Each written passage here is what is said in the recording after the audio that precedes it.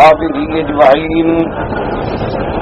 اللهم صل على سيدنا محمد وعلى آل سيدنا محمد كما صليت على إبراهيم وعلى آل إبراهيم في العالمين إنك حميد مجيد.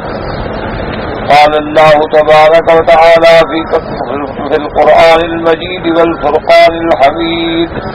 أعوذ بالله من الشيطان الرجيم. بسم الله الرحمن الرحيم.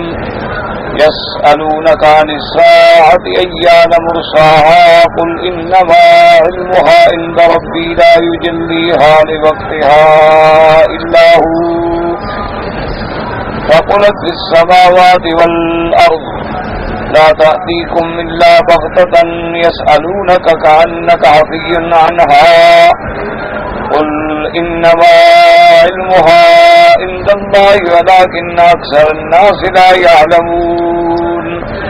قال المؤلف والمفسر رحمه الله تعالى أدام النفع بعلومه وعلومكم في الدارين آمين إلى أن قال. وقال الإمام أحمد حدثنا يحيى بن أبي بكير قال حدثنا عبد الله بن زياد بن لقيط قال سمعت أبي يذكر عن حذيفة رضي الله تعالى عنه قال سئل رسول الله صلى الله عليه وسلم عن الساعة فقال علمها عند ربي عز وجل لا يجليها لوقتها إلا هو ولكن سأخبركم بمشاريطها وما يكون بين يديها إن بين يديها فتنة وحرجا.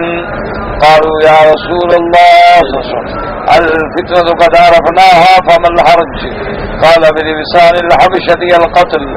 قال ويلقى بين الناس التناكر فلا يكاد أحد يعرف أحدا لم يره أحد من أصحاب الكتب الستة من هذا الوجه. اب مفسر رحمت اللہ علیہ سورۃ الاعراف کی اس آیت مبارک کی تفسیر میں احادیث مبارک سے دلائل ذکر فرما رہے ہیں کہ امام احمد رحمت اللہ علیہ نے اس سند کے ساتھ روایت ذکر کی ہے حضرت حذیفہ سے. قال سئل رسول اللہ صلی اللہ علیہ وسلم حضور صلی اللہ علیہ وسلم سے سوال کیا گیا عن الساعۃ کہ قیامت کب ہوگی. فقال علمها عند ربی لا یجلیها لوقتها الا هو. سرکار دو جہاں صلی اللہ علیہ وسلم نے فرمایا کہ اس تعین کا علم جو ہے میرے رب کے پاس، کوئی بھی اس کو ظاہر نہیں کر سکتا مگر اللہ تبارک و تعالی، اور کسی کو اس کا علم نہیں ہے. لیکن فرمایا ولکن سأخبرکم بمشاریطها، ہاں البتہ میں تمہیں کچھ خبر دے سکتا ہوں اس کی علامات سے. مشاریط اشرات سے ہے، اشرات الساعہ یعنی علامات الساعہ. فرمایا اس کی علامات اور نشانیاں تو میں بتلا سکتا ہوں، لیکن تعین کا علم جو ہے وہ اللہ تبارک و تعالیٰ کو ہے. اور حضور صلی اللہ علیہ وسلم نے فرمایا کہ قیامت کے نشانیوں میں سے یہ بھی علامت ہے کہ قیامت کے آنے سے پہلے لوگوں میں فتنہ اور حرج جو ہے وہ زیادہ ہو جائے. تو صحابہ نے پوچھا کہ یا رسول اللہ صلی اللہ علیہ وسلم فتنے کا معنی تو چلو واضح ہے یعنی فساد، اور حرج کا کیا معنی؟ تو آپ نے فرمایا الحرج بلسان الحبشۃ القتل، کہ حرج کہتے ہیں قتل کو. تو علامات قیامت سے پہلے جو ہے ایسے فتنے، فساد، خون ریزیاں، قتل جو ہے وہ بڑھ جائیں گے کہ ہر جگہ آپ دیکھیں گے آپ کے قتل ہو رہے ہیں. اور اسی طرح ایک حدیث مبارک میں یہ بھی الفاظ آتے ہیں کہ لا یدری القاتل، کہ قاتل کو بھی یہ پتہ نہیں ہوگا کہ میں کیوں قتل کر رہا ہوں، اور مقتول کو بھی یہ پتہ نہیں ہوگا کہ میں کیوں قتل ہو رہا ہوں. یعنی قیامت کے آنے سے پہلے فتنہ و فساد اتنے بڑھ جائیں گے نعوذ باللہ کہ قاتل کو بھی پتہ نہیں کہ قتل کرنے کی کوئی وجہ تو ہونا، مقتول کو بھی پتہ نہیں کہ میرا کیا جرم ہے جس پر مجھے قتل کیا جا رہا ہے. اور آج دیکھ لیں کہ ہر دور میں، ہر ملک میں، ہر جگہ میں یعنی رات اور ایک اخبار پڑھ لیں تو آپ کو کم از کم روزانہ 10، 20، 30، 50، 100 بندے کے قتل یا مرنے کی یا حادثے کی خبر ملے. تو حضور صلی اللہ علیہ وسلم نے جو فرمایا وہ بالکل حق فرمایا کہ فتنہ و فساد بہت بڑھ جائے گا اور قتل جو ہے وہ عام ہو جائے گا. ورنہ آج سے 30 سال یا 40 سال پہلے قتل ہو جانا ایک بڑا عظیم اچھمبا یعنی عظیم حادثہ تصور ہوتا تھا. بلکہ دیہاتی لوگوں میں تو بڑے عجیب عجیب اعتقاد ہوتے تھے کہ قتل ہو جائے تو جی سرخ آندھی آ جاتی ہے اور بادل چھا جاتے ہیں اور دن میں سیاہی نظر آتی ہے اور پوری زمین کانپ جاتی ہے. عجیب عجیب روایات. اور باقی بات بھی ایسے ہوتی تھی کہ ایک قتل کی بنا پہ پورا علاقہ بالکل سناٹے میں آ جاتا تھا کہ جی بندہ قتل ہو گیا ہے. آج اللہ تبارک و تعالیٰ معاف فرمائے انسانوں کا قتل اتنا ہو گیا ہے اور لوگ اتنے بے حس ہو گئے ہیں کہ جیسے کوئی ایک جانور مر جائے نا اس کا بھی لوگوں کو دکھ ہوتا ہے لیکن انسانوں کے قتل کا کوئی دکھ نہیں ہوتا. تو یہ بھی علامات قیامت ہے. اور اسی طرح حضور پاک صلی اللہ علیہ وسلم نے فرمایا کہ علامات قیامت سے پہلے یہ بھی نشانیوں میں ہے کہ تناکر آ جائے گا دلوں میں. تناکر کا کیا معنی ہے؟ نفرت. کہ باپ کو بیٹے سے نفرت ہے, بیوی کو خامن سے نفرت ہے, خامن کو بیوی سے نفرت ہے, پورے خاندان کو نفرت ہے, اور ہمسائے کو ہمسائے سے نفرت ہے, اور کوئی یہ نہیں جانتا کہ یہ کون ہے. اور آج بالکل وہی علامات ہیں کہ آپ جائیں شہروں میں جن کے کوٹھی کے دیواریں ملی ہوئی ہیں وہ بھی نہیں جانتے کہ یہ کون ہے اور یہ سامنے والا ہمسایہ کون ہے. وجہ کیا ہے کہ دلوں میں تعارف کے بجائے تناکر بڑھ گیا ہے اور دلوں میں محبتوں کی بجائے نفرتیں آ گئی ہیں. دلوں میں اتفاق کے بجائے افتراق آ گئے ہیں, اتحاد کے بجائے نفاق آ گیا. اور تو اور بات ہے کہ ساری دنیا میں آپ یہ دیکھ لیں کہ سب سے اعلیٰ طبقہ جو ہوتا ہے وہ اہل علم کا طبقہ ہوتا ہے اور خاص طور پر وہ اہل علم جن کا تعلق دین کے علم سے ہو.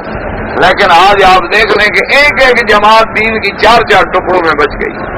ایک ایک مدرسہ جو ہے کئی حصوں میں بٹ گیا ہے. مساجد جو ہے وہ تقسیم ہو گئی ہے. منبر و محراب جو ہے وہ تقسیم ہو گیا ہے. ہر پارٹی کی علیحدہ مسجد ہے, علیحدہ جماعت ہے, علیحدہ امام ہے. اور بلکہ اب تو ایک نیا رواج چل نکلا ہے کہ ہر جماعت کا لباس ہی الگ ہے, اس کی علامات ہی الگ ہیں اور پہچان ہی الگ ہے. انا للہ و انا الیہ راجعون. اللہ تبارک و تعالی ہمارے حال پہ رحم فرما دے. یہ علامات قیامت میں سے ہے. ابو مفسر رحمۃ اللہ علیہ فرماتی ہیں کہ سیاستہ میں سے کسی نے اس روایت کو نقل نہیں فرمایا اس طریقے سے. وقال وكيع حدثنا ابن ابي خالد عن طارق بن شهاب قال كان رسول الله صلى الله عليه وسلم لا يزال يذكر من شان الساعة حتى نزلت يسألونك عن الساعة أيان مرساها.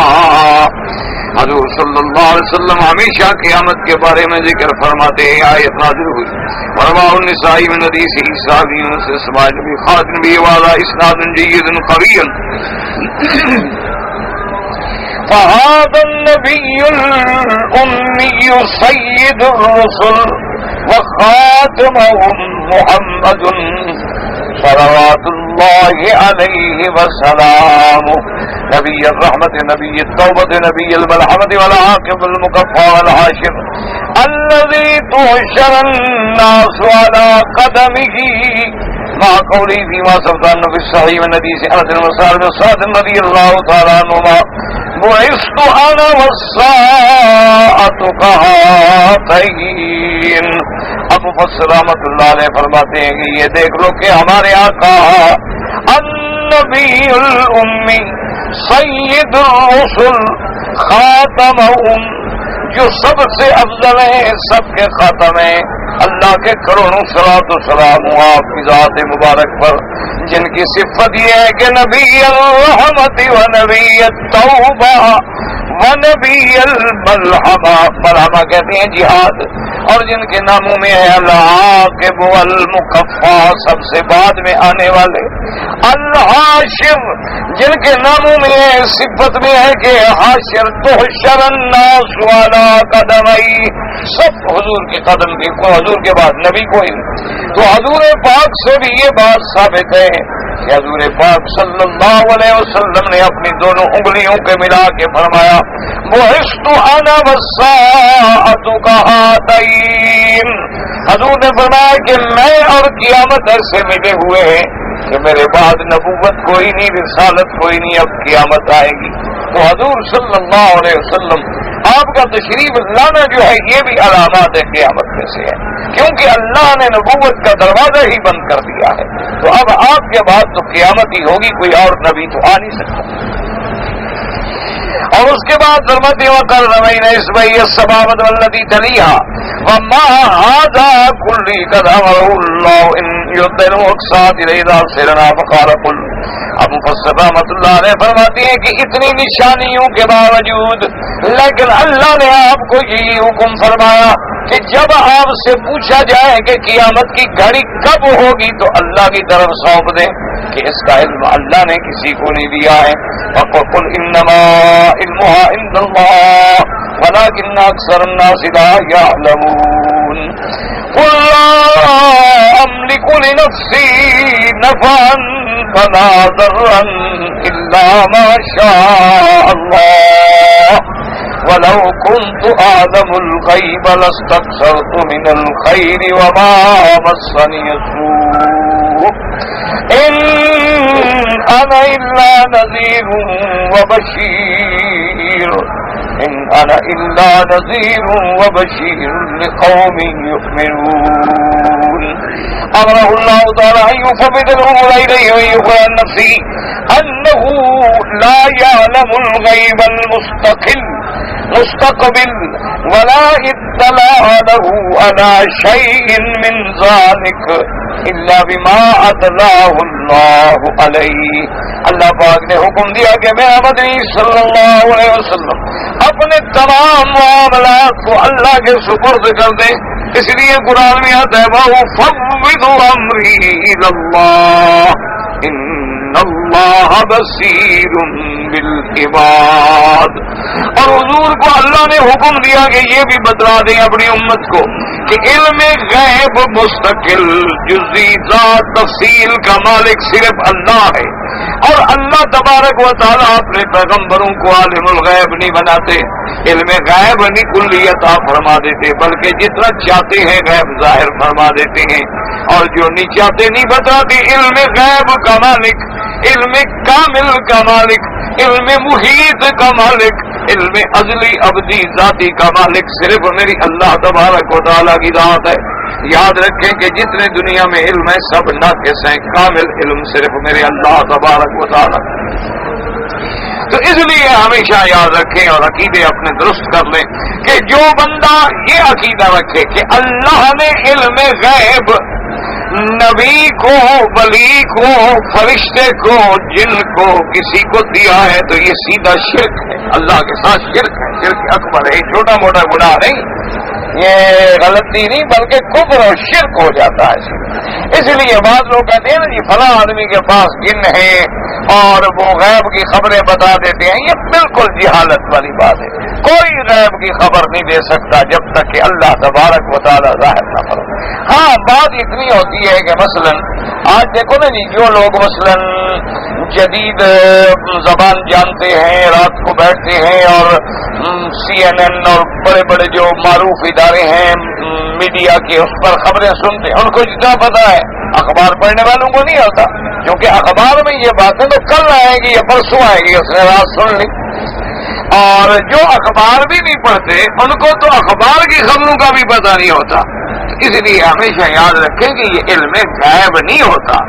بعض اوقات جنات جو ہیں چونکہ وہ صحیح اور اثر ہیں جلدی سے ایک جگہ سے دوسری جگہ منتقل ہو جاتے ہیں اور وہ جا کے وہاں سے خبر لے آتے ہیں اور آ کے اپنے اس جس کے تابع یا جس سے تعلق ہوتا ہے کاہن سے اس کو دے دیتے ہیں اور وہ کاہن پہ ایک خبر کے ساتھ 10 خبریں اور جھوٹی ملا دیتے ہیں. تو یہ علم غیب نہیں ہوتا. بات اتنا ہوتی ہے کہ وہ جلدی چلا گیا اور خبر لے آیا اور مجھے خبر نہ لگی، تو یہ علم غیب نہیں. اور کبھی کبھی یہ بھی ہوتا ہے کہ اللہ تبارک و تعالی اپنے فرشتوں پہ بھی علم غیب کھول دیتے ہیں، جیسے ملک الموت کو حوالے ہو جاتا ہے کہ فلاں فلاں فلاں بندے کی موت فلاں جگہ آئے گی، تو غیب تھا لیکن اللہ نے کھول دیا. اسی طرح اللہ تبارک و تعالی نے ہمارے آقا امام الانبیاء والمرسلین سید الاولین والآخرین سیدنا محمد الرسول اللہ صلی اللہ علیہ وسلم پہ بھی کتنے علم غیب مغیبات کھول دیے. سارے انبیاء کی خبریں اللہ نے قرآن میں بھیج دی. تمام امم سالفہ امم فائدہ کی خبریں دے دی. لیکن یاد رکھو یہ اظہار عن الغیب ہے، یہ اطلاع عن الغیب ہے، یہ انباء عن الغیب ہے، یہ اخبار عن الغیب ہے. علم غیب جو ہے یہ خاصہ خدا ہے اور خاصۃ الشیء لا یوجد فی غیرہ.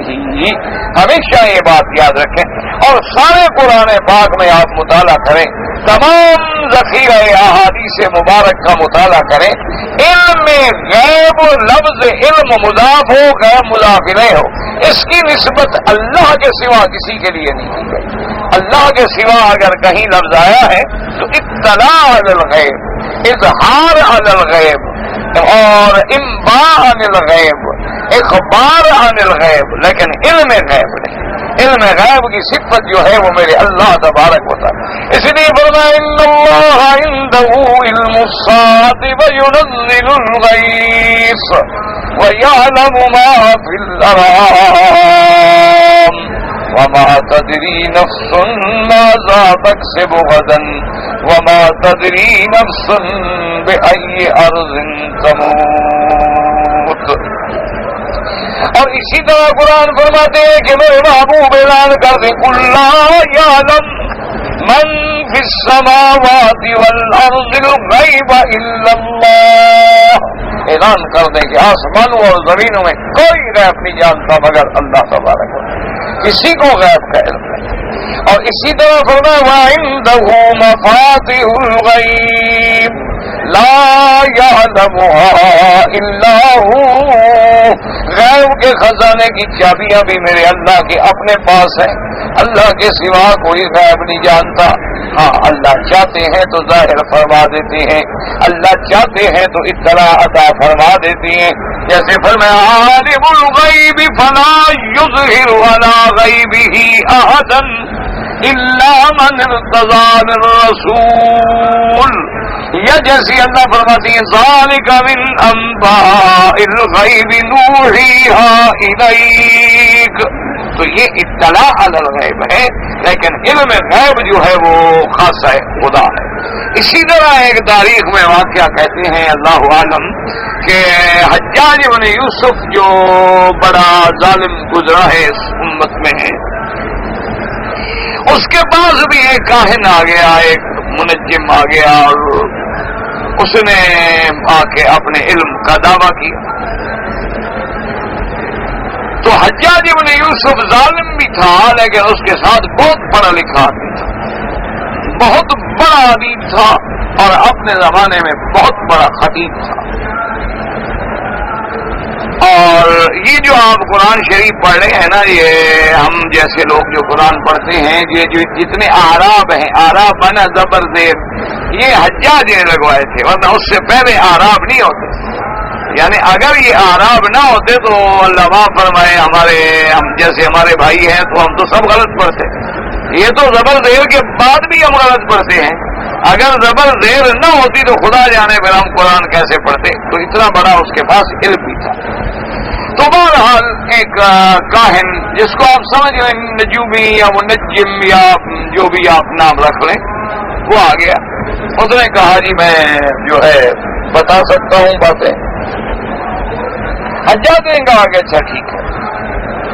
تو حجاج ابن یوسف نے اندر کمرے میں جا کر کچھ کنکریاں تھیں یا دانے تھے وہ اٹھائے اور اپنے ہاتھ میں رکھے اور اس کو بتایا کہ بتاؤ اس میں کتنے دانے ہیں. اس نے کہا جناب 30 ہیں. دیکھا تو 30 تھے. صحیح بتا دیا. حجاج پھر کمرے میں چلا گیا. اس نے جا کے پھر اٹھائے دانے اور بتاؤ اس میں کتنی ہے. اس نے کہا جی 10 ہیں. کھولا تو 10 ہیں. صحیح بتا دیا. حجاج پھر کمرے میں چلا گیا. پھر واپس آیا. اس نے کہا بتاؤ اس میں کتنی ہے. اس نے کہا جی اب میں نہیں بتا سکتا. ٹھیک بات ہے، 2 دفعہ تم نے بتا دیا اور ٹھیک بتایا۔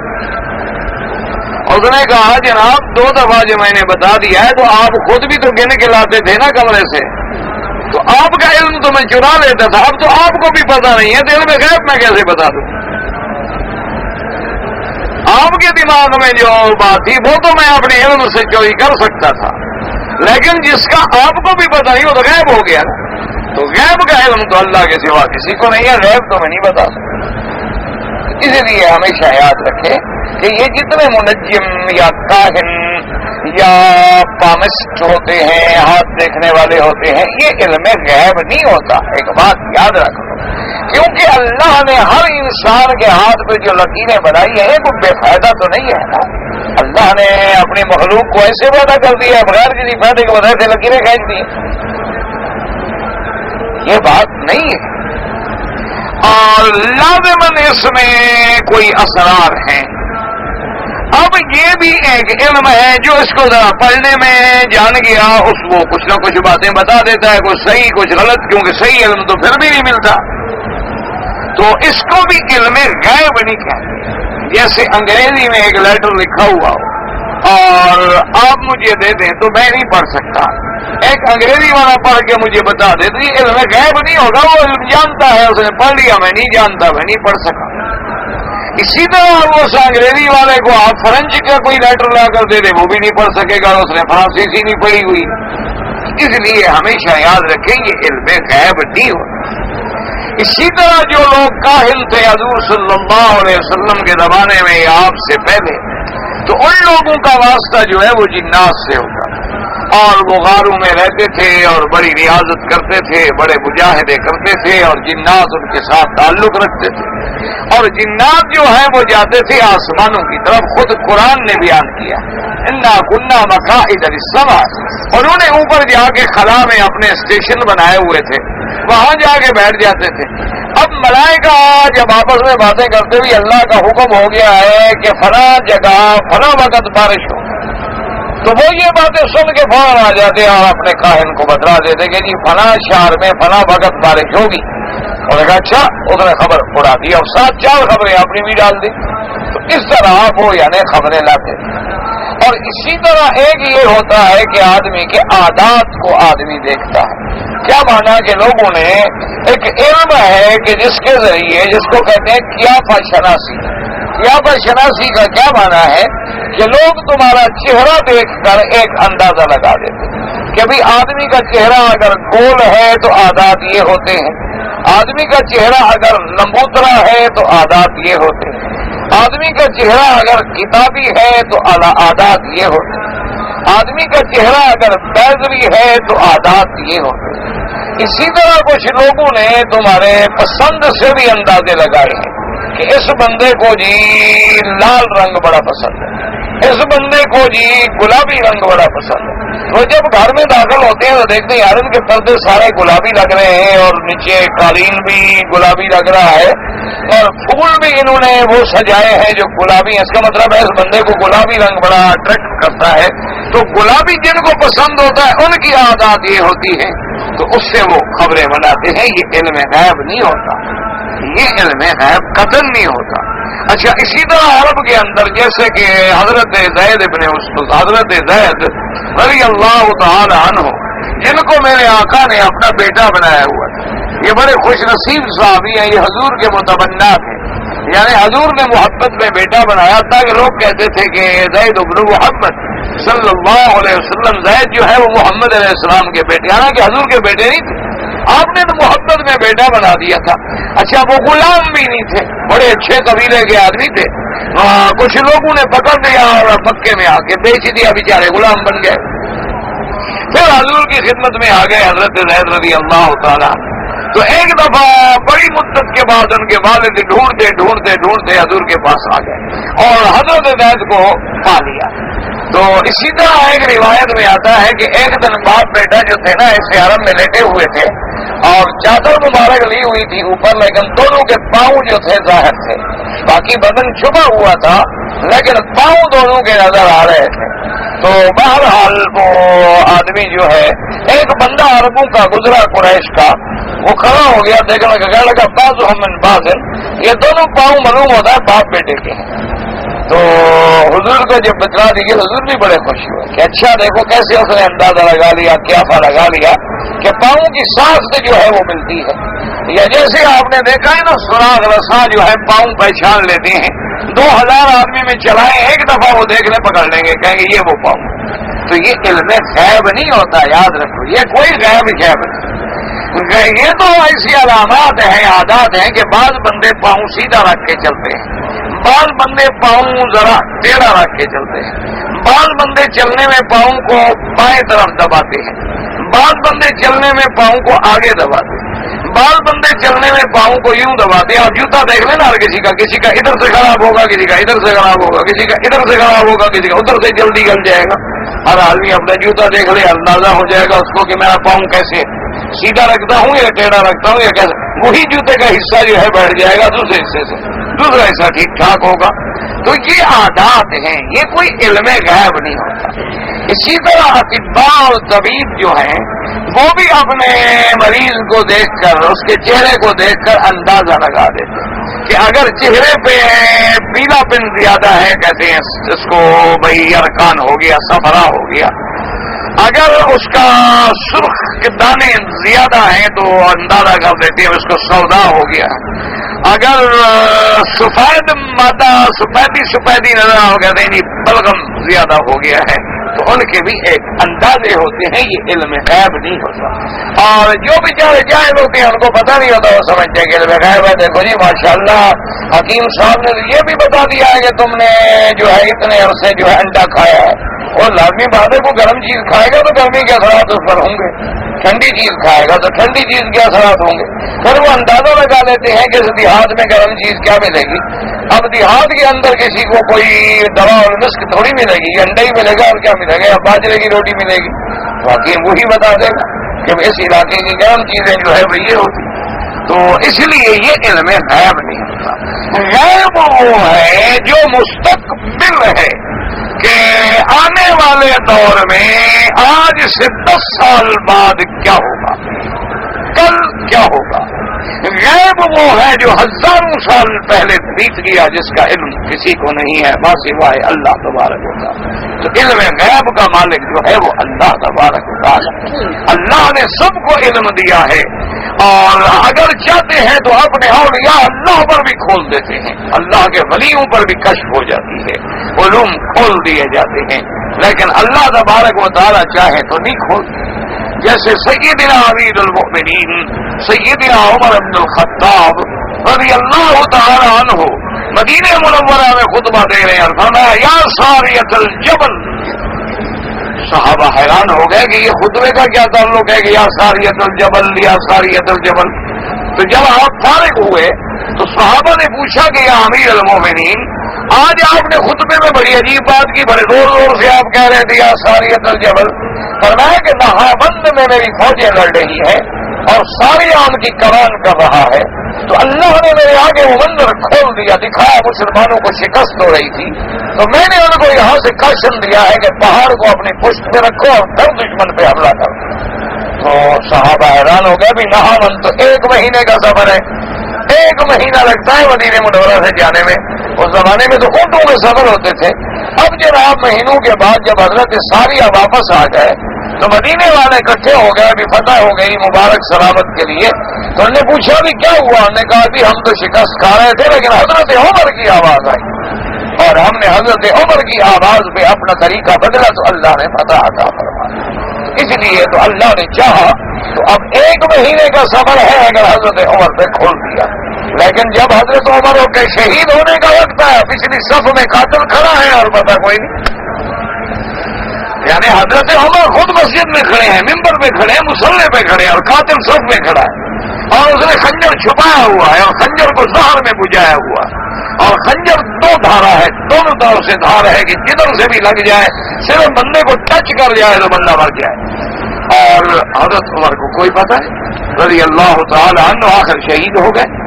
تو اللہ تبارک و تعالی اگر چاہتے ہیں تو اپنے اولیاء پر بھی کھول دیتے ہیں، اور اللہ اگر نہ چاہے تو ولی اللہ پر بھی نہیں کھولتے، انبیاء پر بھی نہیں کھولتے۔ اسی لیے آپ دیکھیں کہ علوم تکوینی جو ہیں اللہ نے حضرت خضر پہ کھول دیے لیکن موسیٰ علیہ السلام پہ نہیں کھول. تو یہ اللہ تبارک و تعالیٰ کی حکمتیں ہیں. تو تمام علم کا اصل مالک کون ہے؟ اللہ تبارک و تعالیٰ کی ذات ہے. اس لیے غیر اللہ کو عالم الغیب سمجھ کے پکارنا یا یہ عقیدہ رکھنا کہ ہمارے پیر مرشد بزرگ جو ہیں وہ جناب بالکل جی جانی جان جی ہر بات کی خبر ہے، تو یہ عقیدہ جو ہے شرک ہے اور کفر ہے. اللہ تبارک و تعالیٰ آپ کو بھی اور مجھے بھی غلط عقیدوں سے بچائے. اور اس کے بعد اللہ پاک نے فرمایا کہ آپ خبر دینے عالم الغیب فلا یظہر علی غیبہ احدا. عالم الغیب اللہ کی ذات. ولو کنت اعلم الغیب لاستکثر.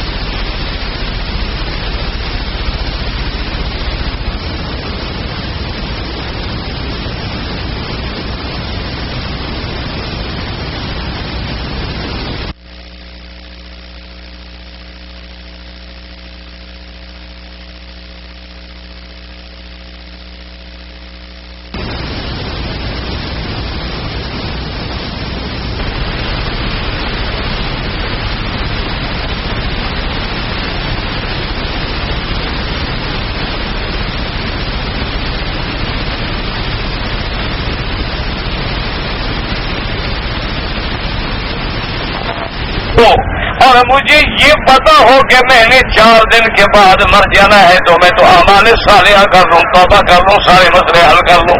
لیکن اللہ نے کسی کو علم نہیں دیا. وقضى رواه ابن ابي نجيح المجاهد وقال رسول جريج فيه نذر لان عمل رسول الله صلى الله عليه وسلم كان ديمة. حضور کا عمل جو تھا وہ ہمیشگی لینے والا تھا. وفي روایت كان اذا عمل عملا نصبته فجميع عمله كان على منوال واحد كأنه ينظر إلى الله عز وجل في جميع أحواله.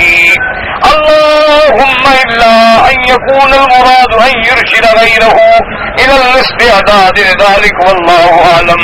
اب مفسر فرماتا ہے کہ مجھے اس تقریر میں کہ اللہ کے نبی فرمائے کہ نہیں، کیونکہ حضور کا عمل جو ہے وہ ہمیشہ والا تھا، اور اس لیے یاد رکھو کہ اللہ کو بھی وہ عمل پسند ہے جو ہمیشہ کرو. کیا مانا؟ تم 2 رکعت نفل پڑھو لیکن ہمیشہ پڑھو. یہ بات نہیں کہ ایک رات تو کھڑے ہو جاؤ اور 100 نفل پڑھ لو اور پھر پورا ساری نہ پڑھو. یہ عمل اللہ کو پسند نہیں ہوتا. آپ قرآن شریف پڑھتے ہیں، 1 رکوع پڑھے لیکن ہمیشہ پڑھے. 2 رکعت نفل پڑھو ہمیشہ پڑھو. 1 طواف کرو لیکن ہمیشہ کرو. ایک نہیں جوش میں آ گیا اور کھڑے ہو گئے 10 طواف کر لیا اور پھر کعبے میں بھی داخل نہ ہوا. اعمال اللہ کو وہ پسند ہے، تھوڑا کرو لیکن چھوڑو نہیں، بس اس میں ہمیشہ جمع رہو. اسی طرح میرے آقا صلی اللہ علیہ وسلم کے جمیع اعمال مبارک جو ہیں وہ ایک طریقے پہ، کیونکہ گویا یہ حال ہوتا تھا کہ حضور کا تو وہ مرتبہ تھا، ان کو تو یقین تھا کہ میرے اللہ کے سامنے میرا ہر عمل ہے. اللہ تبارک و تعالیٰ میرے ہر اعمال، میرے حرکات کو دیکھ رہے ہیں. اب مفسر فرماتا ہے کہ ہاں یہ ہو سکتا ہے کہ یہ مانا ہو کہ اگر مجھے پتا ہوتا کہ فلاں کی موت کب ہے تو میں دوسروں کو بتا دیتا تاکہ وہ اصلاح کر لیں. واللازم فی ھذا ما رواه الضحاک عن ابن عباس ولو كنت اعلم الغیب لاستكثرت من الخیر. اگر مجھے علم غیب ہوتا تو میں مال جمع کر لیتا، میں نفع والے سودے کر لیتا اور کبھی گھاٹا نہ ہوتا. وفي روایت اللہ علیہ لا اشتریت شیئا اربح فیہ ولا اربحت فیہ ولا یصیبنی الفقر. یعنی میں جانتا کہ یہ چیز بیچوں گا تو نفع ہوگا، یہ خریدوں گا تو نقصان ہوگا، اور مجھے ہمیشہ فائدہ ہوتا، کبھی گھاٹا نہ ہوتا، میں بڑا مال جمع کر لیتا. وقال ابن جریر وقال آخرون معنی ذلك لو كنت اعلم الغیب. اگر مجھے علم غیب ہوتا لأعددت للسنة المجدبة من المقصبة، تاکہ میں آنے والے وہ سال جس کے اندر قحط ہو ان کا علاج کر لیتا اس سالوں سے جس سال کے اندر خصب ہو، زیادہ آبادی ہو. بل وقت الغلاء من الرخص اور مجھے یہ بھی پتا ہوتا کہ یہ چیزیں سستی ہیں تو خرید لو، آگے مہنگی ہو جائیں گی، استعدت لو من الرخص، میں تیاری کر لیتا۔ وقال عبد الرحمن بن زید وما مسني السوء، اور مجھے کبھی کوئی تکلیف بھی نہ پہنچی۔ والله اقتربت ما يكون من الشر قبل ان يكون اتقيته، میں ہر چیز سے بچ جاتا، مجھے کوئی نقصان نہ ہوتا، کوئی مجھے تکلیف نہ پہنچی، کبھی جنگ میں شکست نہ آتی، کبھی مجھے زخم نہ کھانے پڑتے۔ ثم اخبر انه انما هو نذير وبشير، اور اس کے بعد میرے آقا سرکار دو جہاں صلی اللہ علیہ وسلم نے فرمایا کہ سمجھ لو میں تو اللہ کے عذاب سے ڈرانے والا، اللہ کی جنت کی خوشخبری دینے والا، وبشیر للمؤمنین بالجنات كما قال تعالی فإنما يسرناه بلسانك لتبشر به المتقین وتنذر به قوما لدا۔ میرا مدنی آپ کی زبان مبارک پہ ہم نے اپنی کتاب کو، قرآن کو آسان کر دیا ہے تاکہ آپ میرے ڈرنے والوں کو خوشخبری سنائیں، مومنوں کو خوشخبری سنائیں، اور وہ قوم جو جھگڑالو ہے، وہ قوم جو اللہ کے احکام کو نہیں مانتی، پیغمبروں کو نہیں مانتی، اس قوم کو ڈرائیں۔ تو اللہ کے انبیاء کا وظیفہ کیا ہے؟ بشیر و نذیر۔ اِنَّا أَرْسَلْنَاكَ شَاهِدًا وَمُبَشِّرًا وَنَذِيرًا وَدَاعِيًا إِلَى اللَّهِ بِإِذْنِهِ وَسِرَاجًا مُنِيرًا۔ اللہ تبارک و تعالیٰ نے آپ کو گواہ بنا کے بھیجا، یعنی حق بیان کرنے والا، اور قیامت میں امتوں پہ اللہ کے دیے ہوئے کے مطابق گواہی دینے والا، اور مومنوں کو خوشخبری سنانے والا، اور منکروں کو اللہ کے عذاب سے ڈرانے والا، اللہ تبارک و تعالیٰ کی طرف دعوت دینے والا۔ اس کے لیے اللہ نے آپ کو علوم عطا فرمائے، لیکن علم غیب جو ہے وہ خاصہ خدا ہے، اور یہی عقیدہ تھا علماء کا، اور یہی عقیدہ ہے صحابہ تابعین کا، اور اللہ تبارک و تعالیٰ ہر مسلمان کو یہ عقیدہ نصیب فرمائے۔ اگر ایک آدمی نے احرام باندھا عمرے کے لیے، احرام باندھنے کے بعد اس کو پیٹ میں تکلیف ہوئی تو وہ حمام گیا، اور اس نے احرام کی چادریں کھولی، حمام سے فارغ ہوا اور چادریں دوبارہ باندھی، کوئی بات نہیں۔ یہ لوگوں کے دماغ میں ایک غلط عقیدہ بیٹھ گیا ہے، اللہ معاف کرے، کہ احرام کی چادر اگر کھل گئی نا جی، سیدھے کوئی اس کو سوئے لگاتا ہے، اور کوئی بٹن لگاتا ہے، اور کوئی رسی کی طرح باندھتا ہے، یہ جہالت ہے۔ چادر کھل جائے، گر جائے، خراب ہو جائے، خدا نہ خواستہ گندی ہو جائے، دھو ڈالیں، بدل ڈالیں اور چادر باندھ لیں، کچھ نہیں ہوتا احرام میں، اور عمرے میں کوئی نقص نہیں ہوتا۔ احرام کی چادر کھل جانے سے، گر جانے سے کچھ بھی نہیں ہوتا۔ جی ہمارے ہاں بعض مولوی صاحبان یہ ہیں جو کہتے ہیں کہ اللہ تو نبی کو کہہ سکتے ہیں کہ آپ بشر ہیں، اور نبی پاک بھی اپنے آپ کو کہہ سکتے ہیں کہ میں بشر ہوں، لیکن ہم نہیں کہہ سکتے۔ ماشاءاللہ، ٹھیک، تو ہم جب قرآن کی آیت ہے تو نہ پڑھا کریں نا، جس آیت میں قرآن میں آیا اللہ نے کہا کہ حضور بشر ہے، ہم وہ آیت بھی نہ پڑھیں گے تو بشر کا لفظ تو آئے گا زبان پہ۔ اور اگر ہمارے بشر کہنے سے بے ادبی ہے تو خدا اپنے نبی کو وہ لفظ کیوں کہتا ہے جو بے ادبی کا والا ہو؟ دیکھو نا جی، اللہ کے دین کو سمجھو کہ بعض لوگ تھے جو آتے حضور کی خدمت میں تو کہتے رائنا، رائنا کا معنی ہوتا ہے کہ ہماری رعایت کریں، ہماری بات سنیں، توجہ فرمائیں، کوئی ایسا لفظ غلط نہیں۔ لیکن بعض منافقین جن کے دل میں اسلام نہیں ہوتا تھا تو وہ اس لفظ سے آ کے تھوڑا لہجہ بدل لیتے تھے، رائنا کہنے کے بجائے رائنا، اور مقصد توہین تھا، کیونکہ بعض اوقات لفظ وہی ہوتا ہے لیکن لہجہ بدل جانے سے معنی بدل جاتا ہے۔ جیسے آپ کسی سے پوچھیں گے جناب کیا بات ہے، اور آپ پھر کسی سے پوچھیں گے جی کیا بات ہے، اور آپ کسی سے کہیں گے جی سبحان اللہ کیا بات ہے، آگے لفظ تو وہی ہے لیکن معنی بدل گیا. تو اللہ نے قرآن میں منع فرما دیا کہ لا تقولوا رائنا، خبردار وہ لفظ ہی نہ کہو جس سے میرے بدری کی شان میں کمی، اور انظرنا، آج کے بعد یہ لفظ کہنا منع. اسی طرح اللہ نے یہ بھی بتلا دیا کہ میرے مدنی پاک کے سامنے بولو بھی نہیں. میرے مدنی پاک کے سامنے جب بولو تو خبردار خیال رکھ کے بولو، ایسا نہ ہو کہ تمہاری آواز میرے نبی کی آواز سے اونچی ہو جائے. اللہ نے یہ بھی بتلا دیا کہ اگر حضور پاک تشریف لے جا رہے ہیں تو پیچھے سے نہ بلاؤ گے یا محمد میری بات سنو میری، نہیں، جانے دو. حضور کے آرام میں خلل نہ آئے. حضور اگر اپنے گھر میں ہے تو باہر کھڑے ہو کے آوازیں نہ لگاؤ، خبردار بے ادبی ہے. جب حضور پاک خود باہر آئے تمہاری طرف توجہ فرمائے کہ ہاں جی بتاؤ کیا بات ہے، کیا بات ہے. تو یہ اللہ نے ساری باتیں سکھلا دی. تو یہ تمہارے مولوی والا فلسفہ نہیں سنایا کہ اگر بشر کہنا توہین تھی تو اللہ کہتا میرے نبی کو بشر نہ کہو. میں کہوں گا یعنی میں نعوذ باللہ توہین کروں گا نبی. اللہ نبیوں کی توہین کرتے، اس سے بڑا جاہل کون ہو سکتا ہے جو اس قسم کے عقیدے رکھے. اور دوسری بات یہ سمجھو کہ چلو ایک منٹ کے لیے ہم نے مان لیا کہ حضور بشر نہیں، چلو بشر نہیں تو کیا ہے، یہ بھی تو فیصلہ کریں نا ہم. چلو بشر تو ہم نے مان ان کا، اچھا صرف حضور بشر نہیں، آگے اولاد بھی بشر نہیں، حضور کے ماں باپ بھی بشر نہیں، حضور کے بیٹے بیٹیاں بیویاں وہ بھی بشر نہیں. یہ یاد رکھ لو کہ جو آدمی مسلمان ہو کر یہ عقیدہ رکھے کہ اللہ کا نبی بشر نہیں ہے یا سارے انبیاء بشر نہیں تھے، نور ہے اور خدا کے نور کا ٹکڑا ہے، وہ کافر ہو جاتا ہے، سیدھا اسلام سے بھی نکل جاتا ہے. یہ مسئلہ منسوخ ہے، نص قطعی کا مسئلہ ہے. اللہ نے فرمایا کہ میرے محبوب اعلان کر دو قل سبحان ربی هل كنت الا بشرا رسولا. اللہ نے فرمایا اعلان کرو اپنی نبوت کا، تو ہم نبی بھی مانیں گے، رسول بھی مانیں گے، سید البشر بھی مانیں گے، اور افضل البشر بھی مانیں گے، خیر البشر بھی مانیں گے، اور امام الانبیاء والمرسلین بھی مانیں گے. بشریت کا انکار کرنا تو کفر ہے.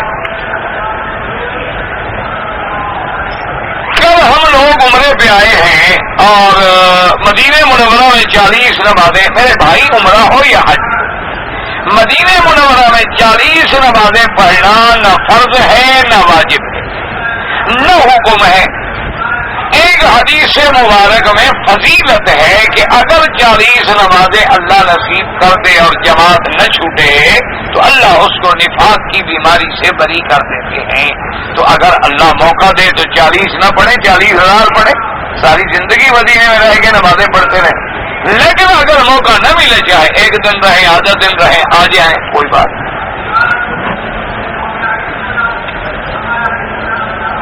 ایک آدمی نے مدینہ منورہ سے عمرے کا احرام باندھا. کہتا ہے جی کہ میں جب مدینہ منورہ سے واپس آیا مکہ مکرمہ میں، عمرہ کرنے سے پہلے میں نے غسل کر لیا. تو اب یہ دیکھنا ہے کہ اگر اس نے غسل کیا ہے پانی سے یا ایسے صابن سے جس میں خوشبو کوئی نہیں تو کوئی حرج نہیں، کوئی بات نہیں، غسل کر دیا کوئی حرج نہیں. احرام کی حالت میں غسل کرنا منع نہیں ہے. حضور پاک نے جب حج کا احرام باندھا ہوا تو آپ نے عرفات میں غسل فرمایا، تو غسل کرنا منع نہیں ہوتا. منع یہ ہے کہ خوشبو والا صابن استعمال نہ کیا جائے. منع یہ ہوتا ہے کہ ایسے انداز میں غسل نہ کریں کہ بال گریں اور بالوں کو آپ زیادہ چھیڑیں. آدمی نے گرمی کو رفع کرنے کے لیے یا پسینے کی بدبو کو دور کرنے کے لیے غسل کر لیا تو کوئی حرج نہیں.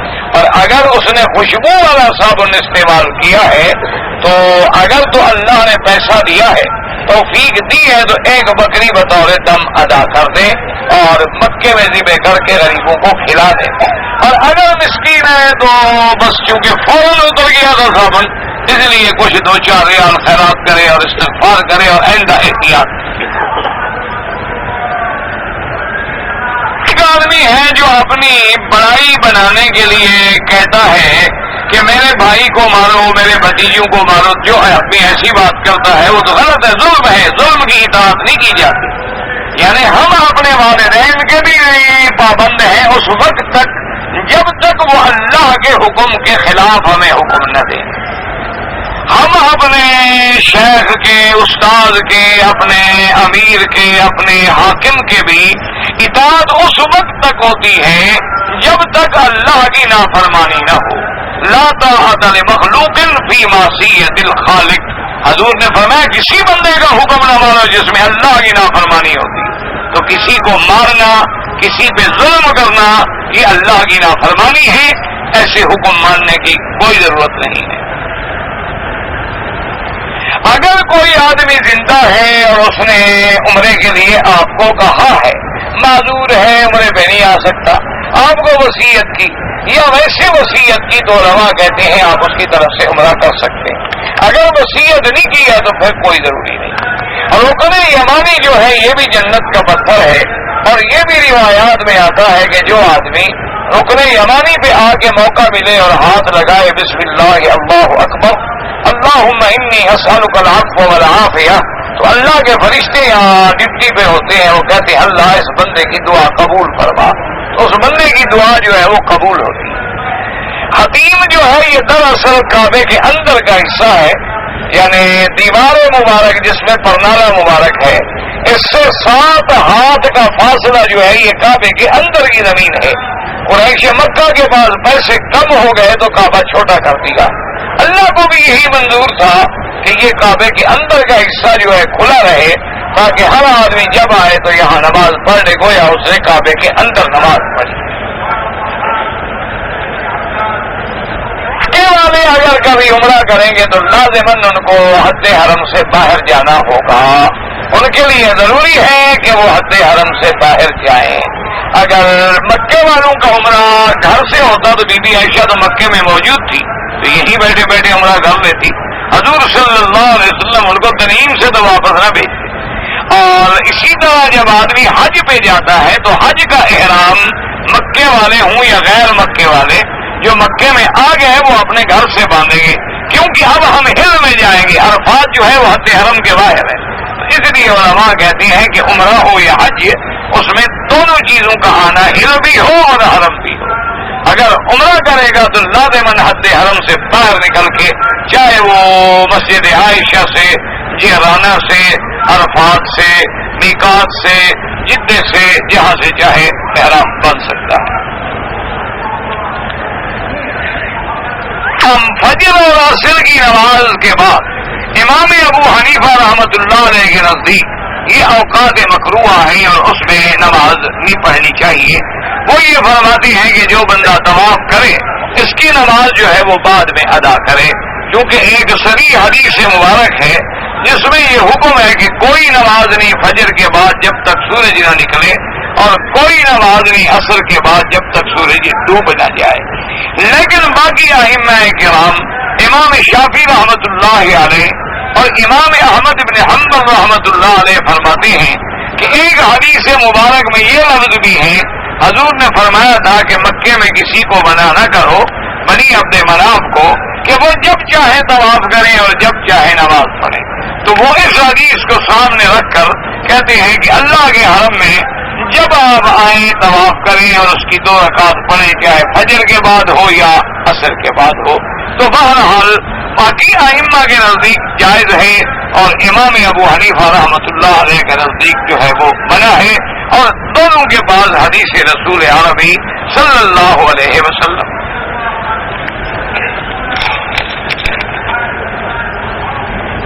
لیکن ایک بات سوچا کریں کہ ہر امام کا جو تفقع ہے نا، سوچ اس کو کہتے ہیں، یعنی اس کی سمجھنے کی جو قوتیں ہیں وہ اللہ نے سب کو الگ الگ دی. اب ایک بات ہے کہ مثلاً ایک حدیث تو موجود ہے نا کہ فجر کے بعد کوئی نماز نہیں جب تک سورج نہ نکلے. اچھا، دوسری حدیث میں اجازت آ گئی، لیکن جب آدمی نماز پڑھ رہا ہے تو جو ایک حدیث کی عمل کر رہا ہے لیکن ایک حدیث پر تو عمل نہیں ہو رہا. اور اگر وہ سورج نکلنے کے بعد پڑھ رہا ہو تو دونوں حدیثیں ٹھیک ہوگی نا، کسی پر مخالفت نہیں ہو رہی. اسی کا نام ہے ائمہ کا تفقہ کہ مسئلے کو سمجھنا.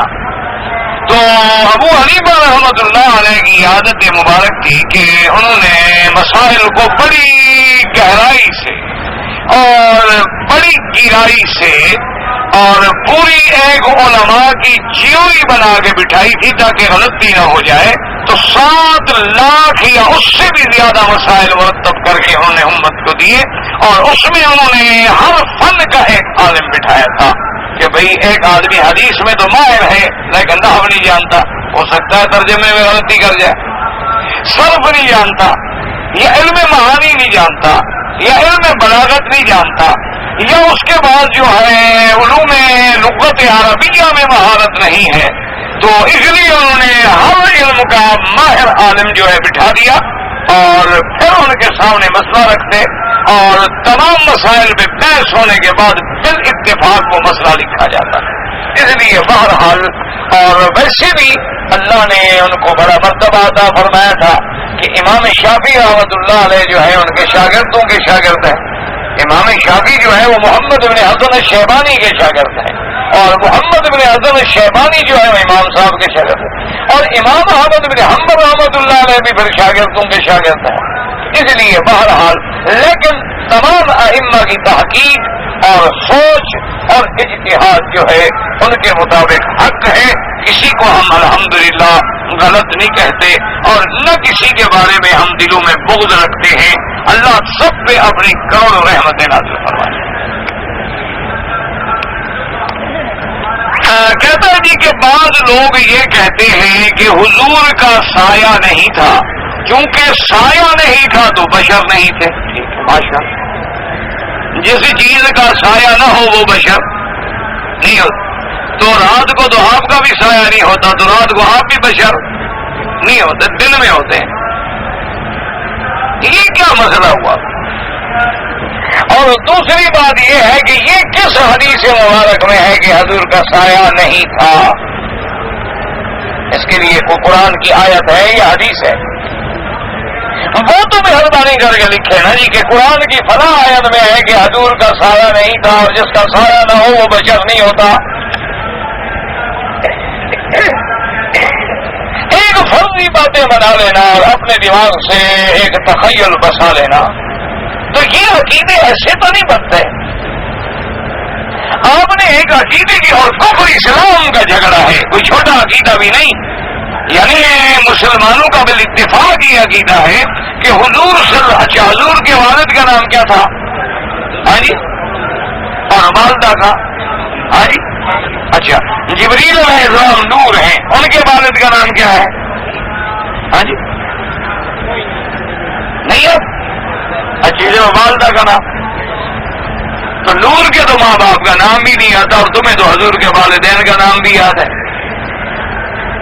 اور باقاعدہ یہ نسب یاد کرنا ضروری ہے کہ محمد ابن عبداللہ ابن ہاشم ابن عبد مناف ابن قصی ابن کلاب ابن مرہ، یہ حسب یاد کرنا ضروری ہے. تو کیا وہ سارے بشر نہیں تھے؟ کیا خیال ہے آپ؟ جو بشر نہ ہو یا تو اس کی بیوی بھی ہوتی. عقل کرو اور مہربانی کر کے یہ حدیث ذرا مجھے لکھ دیں تاکہ میں بھی پڑھ لوں، میرے بھی علم میں بھی اضافہ ہو جائے کہ حضور کا سایہ نہیں تھا.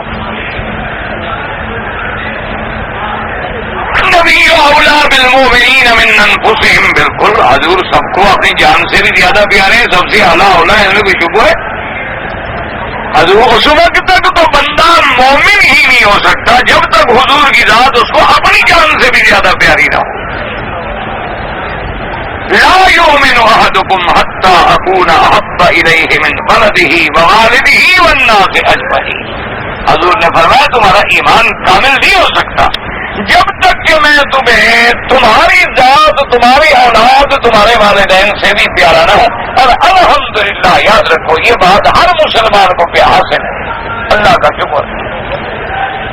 آپ دیکھ رہے ہیں کہ ایک آدمی ہے بڑھاپے میں اللہ اس کو بچہ دے، وہ بچہ کتنا پیارا ہوتا ہے، لیکن اگر حضور کی حدیث کی کتاب کو ایسے نیچے پھینکا تو وہی باپ تھپڑ مارتا ہے. کیوں؟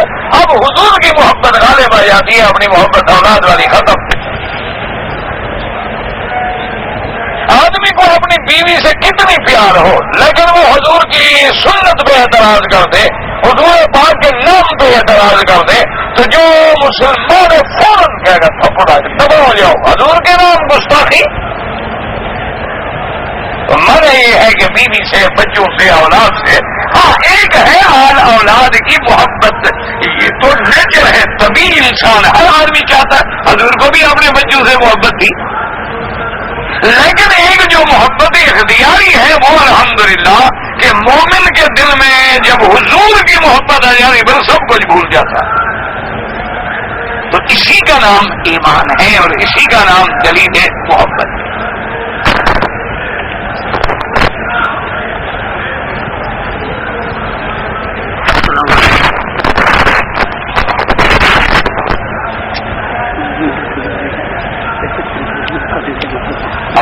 اللہ مغفرت، سب حضرات جنازے میں شریک ان کا بھائی فوت ہو گیا، اللہ مغفرت فرمائے۔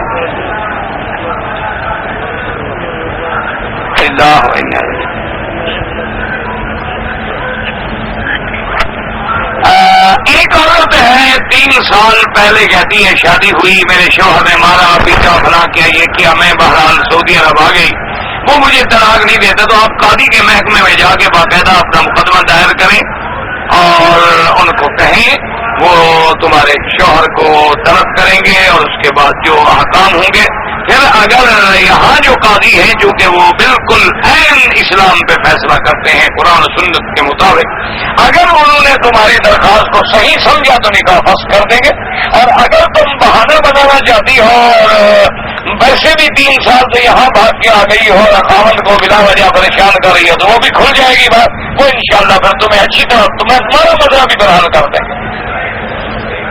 قاضیوں کو الحمدللہ یہاں دونوں فیصلے کرنے کا اختیار ہے، اگر ثابت ہو گیا کہ تم حق بجانے کو تمہارا نکاح فسخ کر دیں گے، ورنہ تم نے خاوند میں ناحق جو تہمت لگائی ہے تو انشاءاللہ اس کا مزہ بھی چکھا دیں گے۔ یہ تمہارا ملک نہیں ہے کہ جو چاہو کرتے پھرو، یہاں کسی پر ایسا لفظ کہنا جو ہے وہ آسان نہیں ہوتا کہ میرا خاوند شرابی ہے، میرے خاوند نے مجھے مارا ہے، میرے خاوند نے مجھے ظلم کیا، 3 سال تم یہاں صبر کر کے بیٹھی نہیں، اب تمہیں مار پیٹ یاد آ گئی ہے۔ جمعہ جو ہے وہ چھوٹی بستیوں میں یہ جو ہے اہل حدیث علماء کے نزدیک تو ہر بستی میں نماز جمعہ جائز، لیکن امام ابو حنیفہ رحمۃ اللہ علیہ کے نزدیک ہر اس مقام پہ جہاں ضروریات زندگی ملتے ہوں، یعنی بازار ہے، بڑی جگہ ہے تاکہ لوگ جمع ہوں، وہ کہتے ہیں جمعہ کا منشا ہی یہ ہے، ورنہ جماعت تو ہر جگہ ہوتی ہے، ورنہ جمعہ کا پھر منشا ہی کیا ہوا؟ منشا یہ ہے کہ جو اجتماع ہمیشہ ہوتا ہے روز 5 نماز میں، اس سے کوئی بڑا اجتماع ہو تبھی تو وہ جمعہ کہلائے گا۔ بہرحال اللہ پاک سب کا قبول کرے۔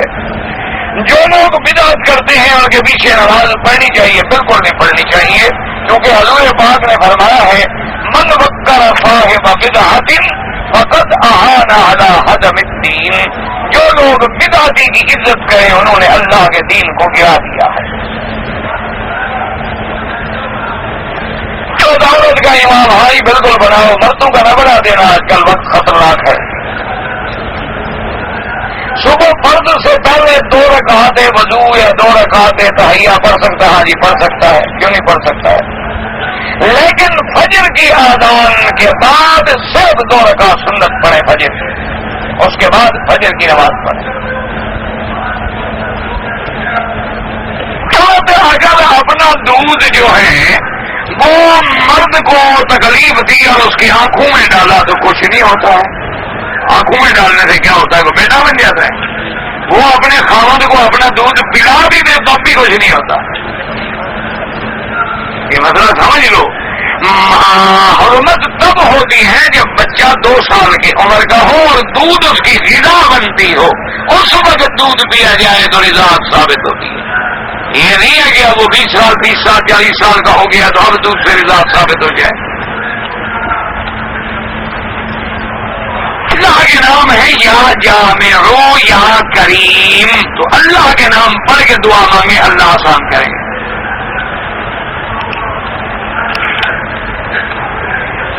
عمرہ کرنے کے لیے کم از کم جو بال ہیں 4تھا حصہ بالوں کا کٹ جائے، اگر چھوٹے ہیں تو پھر اس طرح پھروائیں، یہ جو لوگ 2-3 بال کٹواتے ہیں ادھر سے ادھر سے وہ دم پڑ جاتا ہے اور احرام سے بھی نہیں نکلتے. کیکڑا کھانا مجھے نہیں پتا کیکڑا کیا بنا ہے. اگر مچھلی کی قسم ہے تو حلال ہے, نہیں ہے.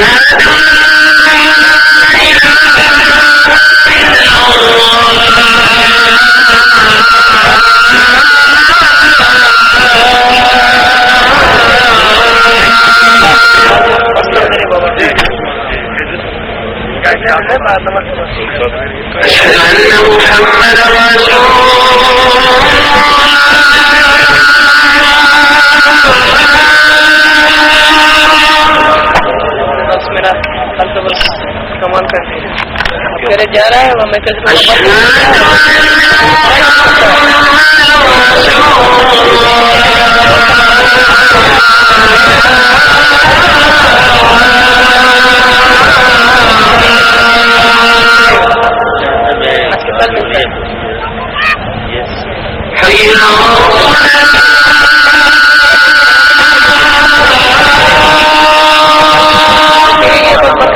کتنے دن اندر کیا وعدہ تو خلاف نہیں کرو بھائی.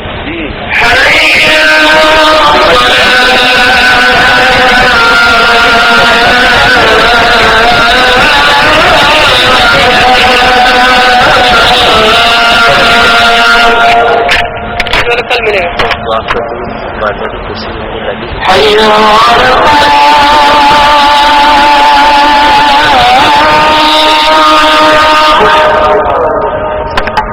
ہمیں یہاں سے بھر کے نہیں دیتا, بس جمعہ میں دیتا ہے.